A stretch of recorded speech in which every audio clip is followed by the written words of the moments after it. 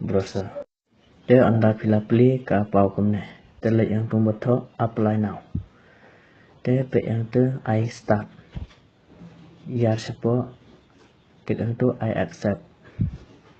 Te lek yang start sepang ke YouTube AdSense. I start. Te yang tu pilih ban I. No, I need to create one. Te I next. Te choose seki email account yang pi kan pi kuat ban jet naki. Te lek yang tu country India.